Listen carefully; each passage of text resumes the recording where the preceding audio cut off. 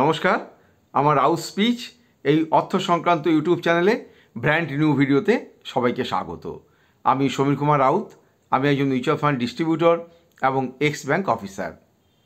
আজকাল অনেকেই বলেন যে মিউচুয়াল ফান্ডে টাকা তো অনেক দিন রেখেছি, কিন্তু টাকা তেমন বাড়ছে না, ফলে আমার ফিনান্সিয়াল গোলস সেটা কি চরিতার্থ হবে?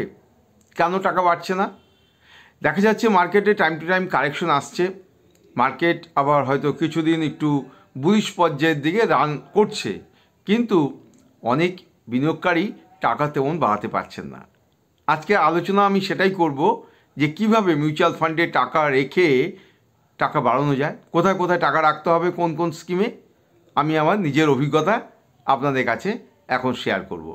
আপনারা একটু ধৈর্য ধরে আমার এই ভিডিওটি দেখুন, তাহলে অনেক টিপস আপনারা বুঝতে পারবেন। আমার এই চ্যানেলে যদি এখনও পর্যন্ত কেউ সাবস্ক্রাইব না করে থাকেন, তাদের প্রতি আমার বিনীত অনুরোধ যে আমাকে উৎসাহ দেওয়ার জন্য আমার এই রাউত স্পিচ এই চ্যানেলটিকে সাবস্ক্রাইব করে দিন। শুনতে থাকুন যে কিভাবে টাকা বাড়ানো যায়, কোন কোন স্কিমে। মিউচুয়াল ফান্ডে বিনিয়োগ করে বড় কর্পাস তৈরি করতে গেলে বা বেশি টাকা জমাতে গেলে অবশ্যই একটু দীর্ঘমেয়াদে বা লং টার্মে মিউচুয়াল ফান্ডের স্কিমগুলোতে টাকা বিনিয়োগ করতে হবে। এক্ষেত্রে আমি শর্ট টার্মের কথা বলবো না, কারণ শর্ট টার্মে বাজারে প্রচণ্ড ভোলাটিলিটি থাকে, আর লং টার্মে দেখা যায় যে রিস্ক আস্তে আস্তে করে কমে যায় এবং কম্পাউন্ডিংয়ের সুবিধাটা পাওয়া যায়। আপনি যদি 1 বছর টাকা রাখেন, 2 বছর টাকা রাখেন মিউচুয়াল ফান্ডে বিভিন্ন স্কিমে, তাহলে কিন্তু কম্পাউন্ডিং আসে না। 2 বছর থেকে কম্পাউন্ডিং শুরু হয়, যে টাকাটা আপনি রাখবেন। টাকা কিন্তু মাঝখান থেকে তোলা যাবে না, তাহলে কিন্তু আপনি টাকা তেমনভাবে জমাতে পারবেন না। আরেকটি বিষয় হচ্ছে যে সঠিক অ্যাসেট ক্লাস পছন্দ করতে হবে। এক্ষেত্রে অবশ্যই ইকুইটি বা শেয়ার নির্ভর যে মিউচুয়াল ফান্ডের স্কিমগুলো রয়েছে সেখানে কিন্তু বিনিয়োগ করতে হবে, কারণ এখানে যেমন রিস্ক বেশি, ভোলাটিলিটি বেশি, ঠিক তেমনি রিটার্নও বেশি। তাই দেখা গেছে এবং সারা বছর ধরে কোম্পানিগুলো তাদের বিভিন্ন ফাংশন করে থাকে। কিন্তু আপনি মনে করুন যে গোল্ডের দাম বেড়ে যাচ্ছে, আপনি গোল্ডে বিনিয়োগ করলেন, সিলভারে বিনিয়োগ করলেন, গত 1 বছরে গোল্ডের দাম প্রায় ডবল হয়েছে, কিন্তু দেখা যাবে যে সেখানে কিন্তু সিজনাল ব্যাপার, যেমন এখন গোল্ডের দাম কমতে শুরু করেছে, অতএব গোল্ডে যারা বিনিয়োগ পরবর্তীকালে করেছে তারা এখন কিন্তু হাউতাশ করছে, অনেকটাই কিন্তু তারা লসে রান করছে। তেমনি রিয়েল এস্টেটে যদি বিনিয়োগ করেন, তাহলে সেখানে কমার্শিয়াল এবং রেসিডেন্সিয়াল বিভিন্ন বড় বড় বিল্ডিংসে বিনিয়োগ করা হয়, সেখানে তার জন্য ট্রাস্ট আছে। কিন্তু সেখানে কি হয় যে বিল্ডিং তো তৈরি হয়ে গেল, কিন্তু সেই ক্ষেত্রে বায়ার ঠিকভাবে পাওয়া যায় না, অর্থাৎ রিটার্নটা কিন্তু অনেকটাই কম। ডেট ফান্ডের ক্ষেত্রে যদি আপনি টাকা রাখেন বা বিভিন্ন যে গভর্নমেন্টের বিভিন্ন যে ফান্ডগুলো রয়েছে সেখানে যদি টাকা রাখা হয় গভর্নমেন্টের শেয়ারে, বা দেখা গেল যে বড় বড় যে কোম্পানি ফিক্সড ডিপোজিট, তারপর বন্ডে, ডিবেঞ্চার্সে, সেখানে কিন্তু টাকা তেমন বাড়ে না, কিন্তু রিস্কটা অনেক কম, রিটার্নটা তাই কম, ফলে একটি নির্দিষ্ট টাকা সেখানে পাওয়া যায়। ফলে প্রবলেমটা হচ্ছে যে আপনি কোথায় টাকা রাখবেন। অবশ্যই ইকুইটি বা শেয়ার নির্ভর যে মিউচুয়াল ফান্ডের স্কিমগুলো রয়েছে সেখানে টাকা রাখতে হবে। সেখানে বিভিন্ন রকমের কোম্পানিগুলো রয়েছে, বড়, মাঝারি এবং ছোট, এবং তার শেয়ারগুলো ফান্ড ম্যানেজাররা যেভাবে স্কিমটি তৈরি হয় সেভাবে কেনেন। যেমন হয়তো আপনি স্মল ক্যাপ কোনো ফান্ড নির্বাচন করলেন, তাহলে ফান্ড ম্যানেজাররা ওই স্মল ক্যাপ মানে ছোটো ছোটো কোম্পানির শেয়ারে বিনিয়োগ করবেন, টিনি কোম্পানির শেয়ারে বিনিয়োগ করবেন। আবার হয়তো মাঝারি শেয়ারে আপনি বিনিয়োগ করতে বললেন মিড ক্যাপ কোনো মিউচুয়াল ফান্ডে, তাহলে ফান্ড ম্যানেজাররা মাঝারি যে মিউচুয়াল ফান্ডের যে শেয়ারগুলো রয়েছে সেখানে বিনিয়োগ করবেন। এবং দেখা যাচ্ছে যে ভারতের 90% বিনিয়োগকারী তারা কিন্তু এই ইকুইটি বা শেয়ার নির্ভর মিউচুয়াল ফান্ডে তারা বিনিয়োগ করে থাকেন। অতএব মিউচুয়াল ফান্ডের ক্ষেত্রে দেখা যাচ্ছে যে এই শেয়ার নির্ভর যে মিউচুয়াল ফান্ডের স্কিম তারাই কিন্তু বাজারে বেশি টাকা ঢেলে দিচ্ছে, এবং ফান্ড ম্যানেজাররা ধীরে ধীরে তাদের যে অভিজ্ঞতা তার মাধ্যমে তারা সেই টাকাটা সঞ্চয় করে বিনিয়োগকারীদের মধ্যে বিলিয়ে দিচ্ছেন।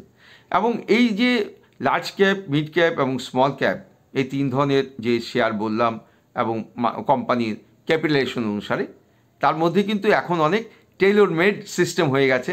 যেমন ফ্লেক্সি ক্যাপ ফান্ডগুলো বাজারে এসছে, তেমনি মাল্টি ক্যাপ ফান্ড বাজারে এসছে।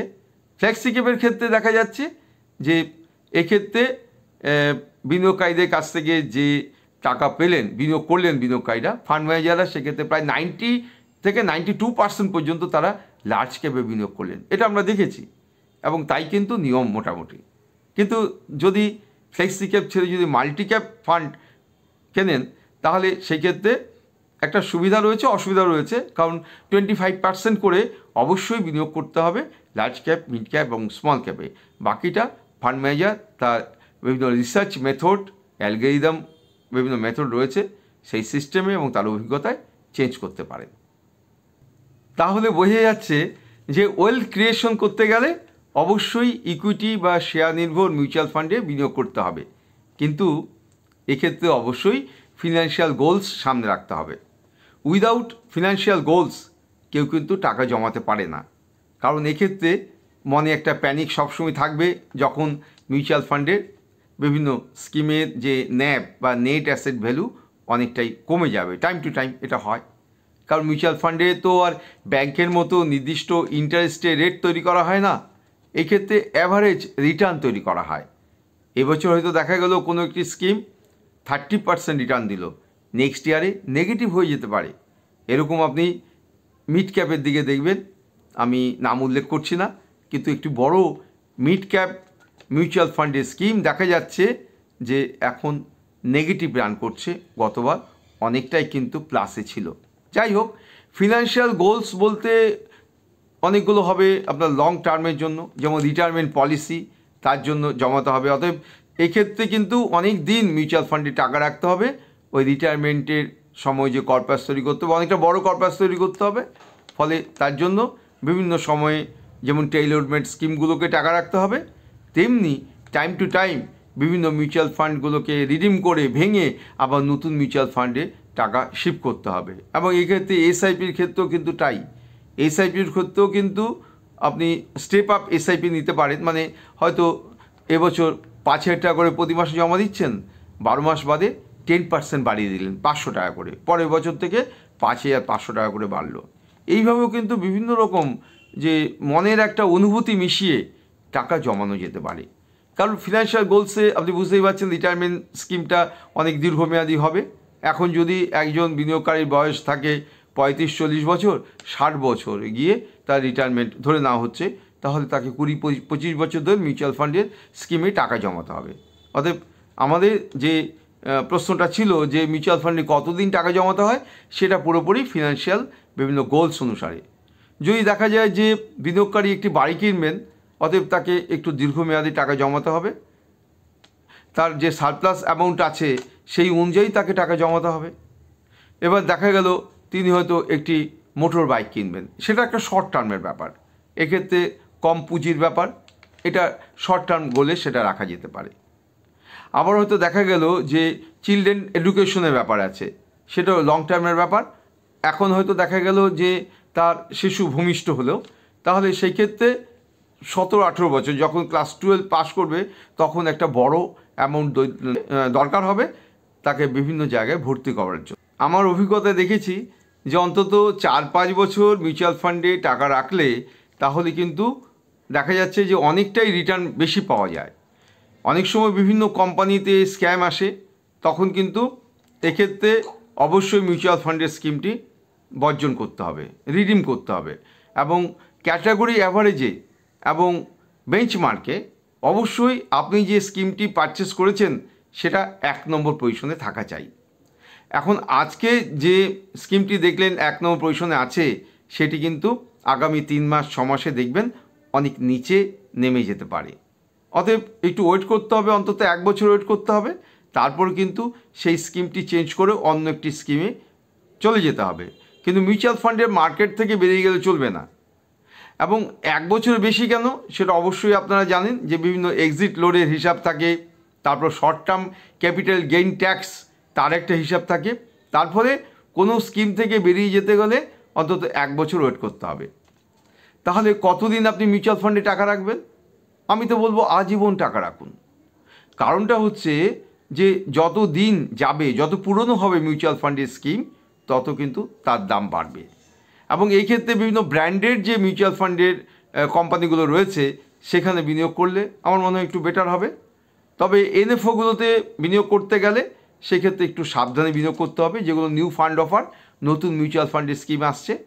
কিন্তু দেখুন ইদানিং একটি মিউচুয়াল ফান্ডের স্কিম বাজারে এসছে, যেটা কিন্তু দেখা যাচ্ছে যে তারা যেসব ফান্ডে বিনিয়োগ করছেন সেগুলো হচ্ছে 30 বছরের ফান্ড, 20 বছরের ফান্ড, নিজেদের কোম্পানির মধ্যে ফান্ড, সেখানে তারা বিনিয়োগ করছেন। অতএব ওই মিউচুয়াল ফান্ডের স্কিমটি নতুন হলেও, ধরুন মিউচুয়াল ফান্ডের স্কিমটির বয়স এখন নতুন 2 মাস হয়েছে, কিন্তু তারা যেখানে বিনিয়োগ করছেন সেই ফান্ডগুলোর বয়স হচ্ছে 30 বছর, 20 বছর, 25 বছর। এক্ষেত্রেও কিন্তু আমি বলবো যে আপনি বিনিয়োগ করতে পারবেন, কারণ এই ক্ষেত্রে কনসিস্টেন্সি রয়েছে যে ফান্ডগুলোতে তারা বিনিয়োগ করছে। অতএব ফান্ডটি নতুন হতে পারে, কিন্তু তারা শেয়ারে আলাদাভাবে বিনিয়োগ করছেন না, তারা বিনিয়োগ করছেন ফান্ড অফ ফান্ডে, মানে অন্য অন্য বিভিন্ন ফান্ডে। অতএব এই ফান্ডগুলোকে পছন্দ করুন এবং দীর্ঘমেয়াদী বাজারে থাকুন, কারণ কম্পাউন্ডিংয়ের এফেক্ট পাওয়া যাবে।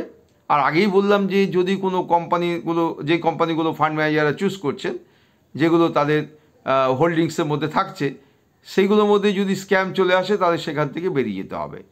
আরেকটি বিষয় হচ্ছে যে অনেক সময় না ভীষণ ভোলাটিলিটি থাকে মার্কেটে। ফর এক্সাম্পল মিড ক্যাপ ফান্ডে দেখতে পাচ্ছি যে অনেকটাই ভোলাটিলিটি রয়েছে। অতএব এই ক্ষেত্রে অনেক দীর্ঘমেয়াদী কিন্তু টাকা রাখতে হয়।